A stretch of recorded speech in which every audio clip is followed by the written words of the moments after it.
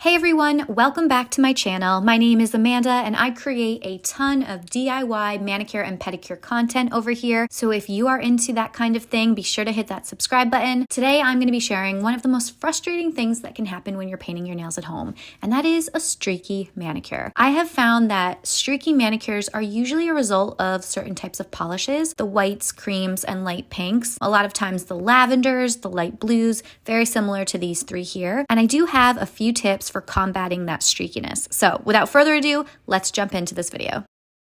Today I'm going to be using this beautiful white polish from Lights Lacquer. The color is Dream Street. Do you remember that band from way back when? I'm not going to sing it, but if you know, you know. But to get started, I'm going to paint a really thin coat on all of my nails. The key here is to paint the thinnest coat possible while still covering the nail. It's going to be streaky, but that's okay. This is the only streaky part of this manicure that you're going to see, and it's a really important first step. So I'm just going through nail by nail, painting this first coat. I did skip the base coat. You can include one if you want, but sometimes I like to skip them when I'm using a lighter polish.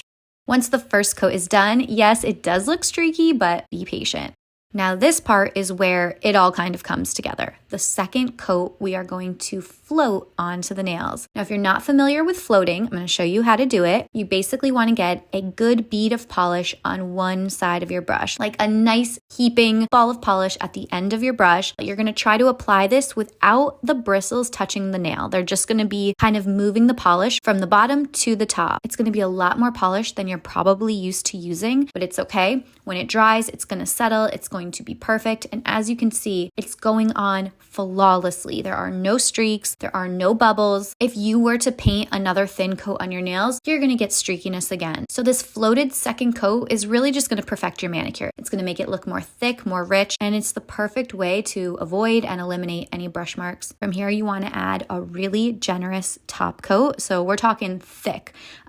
I didn't turn my camera on for my first couple of fingers, so we're starting on the middle finger here, but apply a really good amount of a glossy top coat on top of this manicure. Again, you want to apply it when the polish is completely dry. You have to be patient during this process because you don't want it to smudge. Since you are working with more product, the likelihood of it smudging in the early hours is a lot higher than if you were to do multiple thin coats, but the results are well worth your patience. Once all the nails have been coated with a top coat and the edges have been capped, you're basically done. Now, this looks like a gel manicure to me. It feels like a gel manicure. It wears like a gel manicure. It shines like a gel manicure.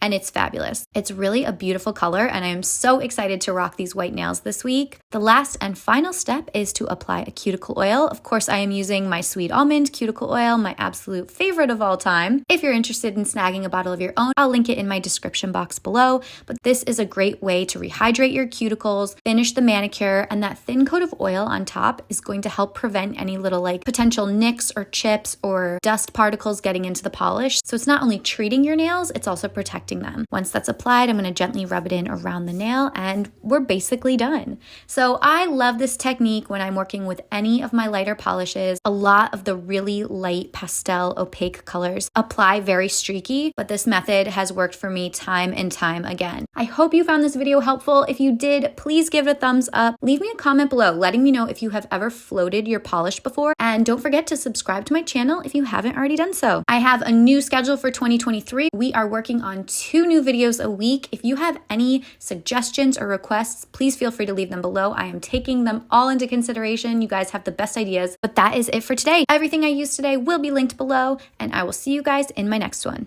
Bye.